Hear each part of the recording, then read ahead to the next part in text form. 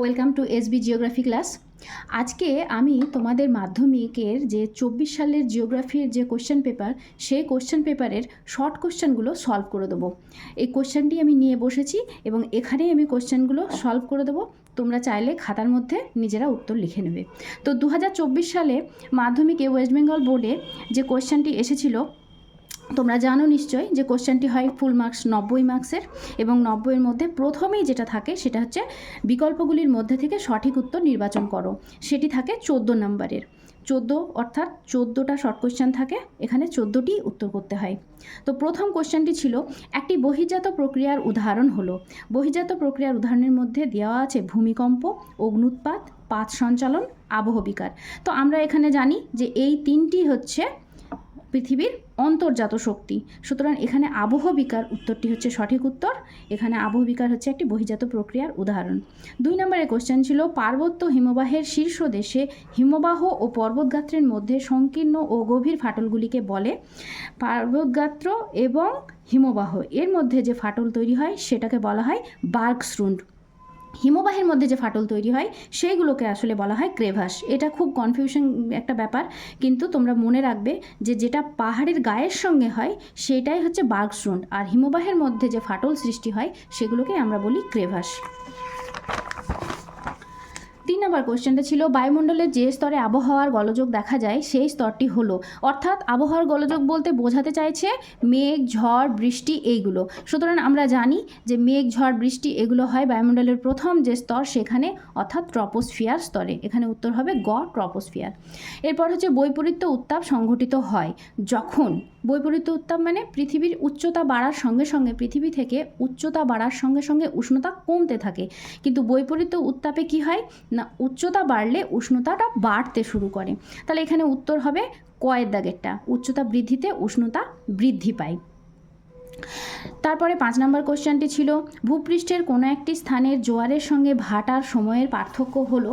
তাহলে জোয়ারের সঙ্গে ভাটার সময়ের পার্থক্য হচ্ছে কতক্ষণের না 6 ঘন্টা 13 মিনিট। এখানে সব কাছাকাছি উত্তরগুলো দেওয়া আছে, একটা আছে 6 ঘন্টা, একটা আছে 6 ঘন্টা 13 মিনিট, একটা আছে 6 ঘন্টা 30 মিনিট, আর একটা 6 ঘন্টা 45 মিনিট। খুব কাছাকাছি উত্তরগুলো দেওয়া আছে, কিন্তু এটার সঠিক উত্তর হবে 6 ঘন্টা 13 মিনিট।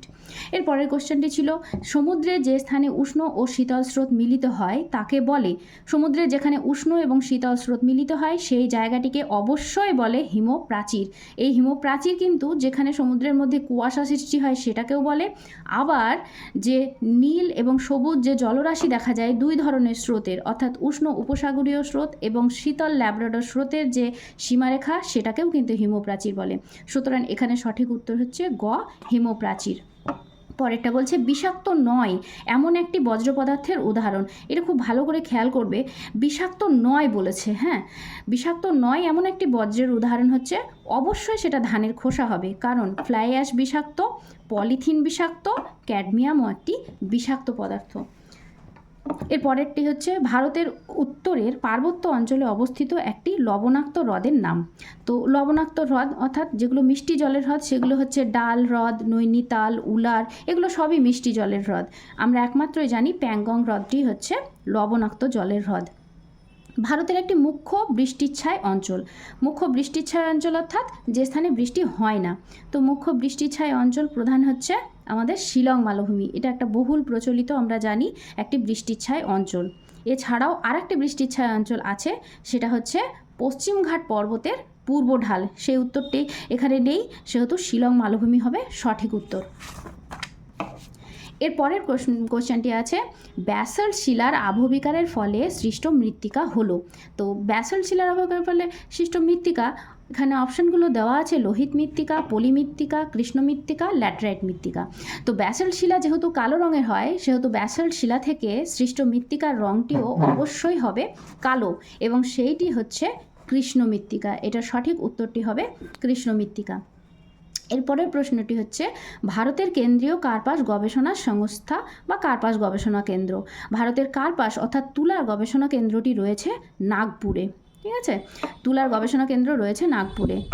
বনজ ভিত্তিক একটি উদাহরণ, বনজ ভিত্তিক শিল্পের একটি উদাহরণ। বনজ ভিত্তিক মানে বন থেকে যে সমস্ত দ্রব্যগুলো আমরা পাই সেই কাঁচামালগুলোকে ভিত্তি করে যে শিল্প গড়ে তোলা যায়। তাহলে বন থেকে আমরা পাই এরকম জিনিস হচ্ছে কি, কাঠ বা গাছের কিছু, গাছ থেকে আমরা এখানে ব্যবহার করতে পারি এই ধরনের শিল্প কোনটি, কাগজ শিল্প, দহন শিল্প, লৌহ ইস্পাত শিল্প, পেট্রো রসায়ন শিল্প। সুতরাং এখানে আমরা দেখতে পাচ্ছি গাছ থেকে তৈরি করা যাবে একমাত্র কাগজ, সুতরাং বনজ ভিত্তিক শিল্প হচ্ছে কাগজ শিল্প। ভারতের ডেট্রয়েট বলে পরিচিত, ভারতের ডেট্রয়েট বলে পরিচিত হচ্ছে চেন্নাই। উপগ্রহ চিত্রে নদী ও জলাশয় এর রং যে নির্দেশ করা হয়, তাহলে উপগ্রহ চিত্রে নদী ও জলাশয় যে রঙের সাহায্যে নির্দেশ করা হয়। তাহলে নদী এবং জলাশয় আমরা সবসময় জানি যে নদী এবং জলাশয় কিসের সাহায্যে চিহ্নিত করা হয় না, গাঢ় নীল রঙের সাহায্যে। সুতরাং এগুলো হচ্ছে 14টা যে মাল্টিপল চয়েসের কোশ্চেন থাকে, সঠিক উত্তর সেটা। এর পরেরটা ছিল, এর পরের কোশ্চেনটা আসে 6টি, এখানে 6টি থাকে, মানে 6টির উত্তর করতে হয়। এখানে দেওয়া থাকে 7টি, অর্থাৎ শুদ্ধ বাক্যটির পাশে সু লেখো এবং অশুদ্ধ বাক্যটির পাশে অ লেখো। তোমরা এটা খেয়াল করবে, শুদ্ধ বাক্যটির পাশে কিন্তু সু লিখবে, অশুদ্ধ বাক্যটির পাশে কিন্তু অ লিখবে। অনেকে ভুল করে সত্য বা মিথ্যা কথাটা লিখে ফেলে দন্তের স বা ময়সী, কিন্তু সেটা করবে না। এখানে বোর্ডের ইনস্ট্রাকশন দেওয়াই আছে সু অথবা অ লিখতে হবে। সুতরাং এই জিনিসগুলো তোমরা একটু মেনে চলবে। তো প্রথম প্রশ্নটি ছিল, এখানে বললাম আগেই 6টি উত্তর করতে হবে। নদীর উৎস অঞ্চলে ধারণ অববাহিকা সৃষ্টি হয়। হ্যাঁ, এটা অবশ্যই একটা ঠিক শুদ্ধ বাক্য, কারণ উৎস অঞ্চলেই ধারণ অববাহিকাটা সৃষ্টি হয়। ঝুলন্ত উপত্যকা নদীর ক্ষয়কার্যের ফলে সৃষ্টি হয়। এটা ভুল, কারণ ঝুলন্ত উপত্যকা হিমবাহের ক্ষয়কার্যের ফলে সৃষ্টি হয়। সমুদ্র বায়ু সন্ধ্যাবেলায় প্রবাহিত হয়। এটা একদমই ঠিক উত্তর, কারণ যে বায়ু সমুদ্রের দিক থেকে প্রবাহিত হয়ে আসে সেই বায়ুটাকেই বলা হয় সমুদ্র বায়ু, তাই এটি সঠিক উত্তর, এই বাক্যটি সঠিক। হিমালয়ের দুটি উল্লেখযোগ্য উদ্ভিদ হচ্ছে গরান এবং গোলপাতা। এটি অবশ্যই অশুদ্ধ বাক্য, তার কারণ হচ্ছে গরান এবং গোলপাতা সুন্দরবনের দুটি উদ্ভিদের নাম, হিমালয়ের নয়। গোদাবরী নদীর গ্রস্ত উপত্যকার মধ্যে দিয়ে প্রবাহিত, তাহলে গোদাবরী নদী গ্রস্ত উপত্যকার মধ্যে দিয়ে প্রবাহিত, এটা অশুদ্ধ বাক্য, কারণ গোদাবরী নদী গ্রস্ত উপত্যকার মধ্যে দিয়ে নয়, এটি হচ্ছে পশ্চিম দিক থেকে উৎপন্ন হয়ে পূর্ব দিকে বঙ্গোপসাগরে পড়েছে এবং সেখানে কোনো রকম কোনো গ্রস্ত উপত্যকা নেই। গ্রস্ত উপত্যকাদের মধ্যে দিয়ে প্রবাহিত নদীর নাম হচ্ছে নর্মদা ও তাপ্তি। এর পরেরটি হচ্ছে আর্সেনিক একটি বিষাক্ত বজ্র। তোমরা জানো যে আর্সেনিক হচ্ছে একটি বিষাক্ত বজ্র, এটা শুদ্ধ বাক্য, তার কারণ আর্সেনিক যেখানকার জলে পাওয়া যায় সেই জল মানুষ ব্যবহার করলে মানুষের বিভিন্ন ধরনের অসুখ সৃষ্টি হয়, সুতরাং এটি অবশ্যই একটি অশুদ্ধ বাক্য। মহাকাশে প্রেরিত ভারতের প্রথম কৃত্রিম উপগ্রহের নাম অ্যাপোলো। এটি অবশ্যই অশুদ্ধ বাক্য, কারণ মহাকাশে প্রেরিত ভারতের প্রথম কৃত্রিম উপগ্রহের নাম হচ্ছে আর্যভট্ট। এরপরে যেটা আছে সেটা হচ্ছে শূন্যস্থান পূরণকরণ। উপযুক্ত শব্দ বসিয়ে শূন্যস্থান পূরণ করো। এখানে দেওয়া থাকে 7টি এবং তার উত্তর করতে হয় এখানে 6টি। তো প্রথমে যেটি আছে, প্রপাতকূপ সৃষ্টি হয় ড্যাশের পাদদেশে। প্রপাতকূপ অর্থাৎ জলপ্রপাতের নিচে যে বড় একটা গর্ত সৃষ্টি হয় গোলাকার, সেটাকে বলে প্রপাতকূপ। তো অবশ্যই প্রপাতকূপটা সৃষ্টি হয় জলপ্রপাতের পাদদেশে, এটার উত্তর হবে জলপ্রপাত। বায়ুপ্রবাহ ও সমুদ্র স্রোত বিক্ষিপ্ত হয় ড্যাশ শক্তির প্রভাবে। এটা সঠিক উত্তর, কোরিওলিস শক্তির প্রভাবে। নিরক্ষীয় অঞ্চলে পরিচলন ধরনের বৃষ্টিপাত সংঘটিত হয়। এটার উত্তর হচ্ছে পরিচলন ধরনের, অর্থাৎ নিরক্ষীয় অঞ্চলে আমরা জানি যে বিকেলবেলা প্রতিদিন বৃষ্টিপাত হয় এবং সেই বৃষ্টিপাতটা পরিচলন ধরনের। শীতল স্রোতের প্রভাবে নিউ ফাউল্যান্ড অঞ্চলে শীতকালে তুষারপাত হয়। এই শীতল স্রোত হচ্ছে ল্যাব্রাডর স্রোত, এই স্রোতটির নাম হলো ল্যাব্রাডর স্রোত। ব্যবহৃত ইঞ্জেকশনের সিরিঞ্জ একটি ড্যাশ বজ্র।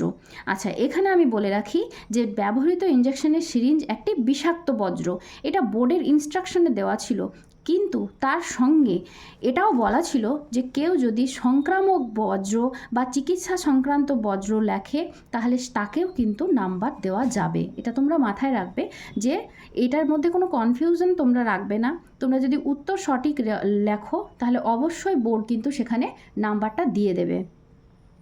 তারপরে হচ্ছে ন্যাপথা ড্যাশ শিল্পের প্রধান কাঁচামাল, এটার উত্তর হচ্ছে পেট্রো রসায়ন শিল্পের প্রধান কাঁচামাল। ঠিক আছে, ন্যাপথা হচ্ছে পেট্রো রসায়ন শিল্পের প্রধান কাঁচামাল। 2011 খ্রিস্টাব্দের আদমশুমারি অনুযায়ী ভারতের সর্বনিম্ন জনঘনত্ব সম্পন্ন রাজ্যটি হল অরুণাচল প্রদেশ। অরুণাচল প্রদেশ। ঠিক আছে, তাহলে এখানে উত্তর হয়ে গেল। এরপরে বলছে একটি বা দুটি শব্দে উত্তর দাও। এখানেও করতে হবে আমাদের 6টি উত্তর। এখানে দেওয়া থাকবে কিন্তু 8টি প্রশ্ন, 8টির মধ্যে আমাদেরকে উত্তর করতে হবে 6টির। প্রথমেই দেওয়া আছে চুনাপাথরযুক্ত অঞ্চলে নদীর ক্ষয়কার্যে কোন প্রক্রিয়ার প্রাধান্য দেখা যায়। তাহলে আমরা জানি চুনাপাথরযুক্ত অঞ্চলে সবচেয়ে বেশি যে প্রক্রিয়াটির প্রাধান্য দেখা যায় সেটি হচ্ছে দ্রবণ। বায়ুমণ্ডলের কোন স্তরে মেরুপ্রভা দেখা যায়? বায়ুমণ্ডলের আয়নোস্ফিয়ার বা থার্মোস্ফিয়ার, এই স্তরটিতে মেরুপ্রভা দেখা যায়। কোন মহাসাগরে ঋতু পরিবর্তনের ফলে সমুদ্র স্রোতের দিক পরিবর্তিত হয়? এটা হচ্ছে উত্তর হবে ভারত মহাসাগরে।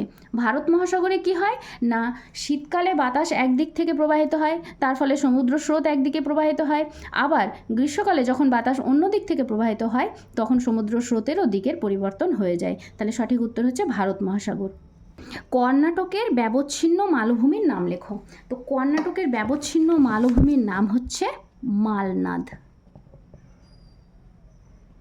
কর্ণাটকের দুটি মালভূমি রয়েছে, একটি হচ্ছে মালনাদ আর একটি হচ্ছে ময়দান। তো কর্ণাটকের মালভূমির পশ্চিম দিকে যে ঢেউ খেলানো উঁচু নিচু ভূভাগ দেখতে পাওয়া যায় সেটাই হচ্ছে মালনাদ, এবং এটি হচ্ছে একটি ব্যবচ্ছিন্ন মালভূমি।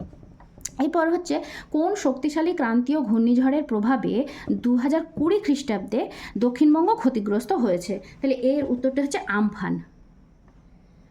আমফান, যা বানান লিখবে আমফান, আ ম ফয়াকার দন্তান্ন বা আ ময় ফয়াকার দন্তান্ন, যেটি উত্তর লিখবে সেটি ঠিক হবে। আচ্ছা, তারপরের প্রশ্নটি হচ্ছে শ্বাসমূল কোন জাতীয় উদ্ভিদের বৈশিষ্ট্য? শ্বাসমূল কোন জাতীয় উদ্ভিদের বৈশিষ্ট্য? না, আমরা জানি শ্বাসমূল হচ্ছে ম্যানগ্রোভ জাতীয় উদ্ভিদের বৈশিষ্ট্য বা সুন্দরবনের উদ্ভিদের বৈশিষ্ট্য। সুন্দরবনের উদ্ভিদের বৈশিষ্ট্য, যেটি উত্তর লিখবে বোর্ডের ইনস্ট্রাকশন থাকে সেটাতেই, যদি উত্তর সঠিক হয় তাহলে সেটাতেই নাম্বার কিন্তু তোমরা পেয়ে যাবে। খনিজ তেল ও স্বাভাবিক গ্যাস বহনে কোন পরিবহন মাধ্যম খুবই উপযোগী? তাহলে খনিজ তেল এবং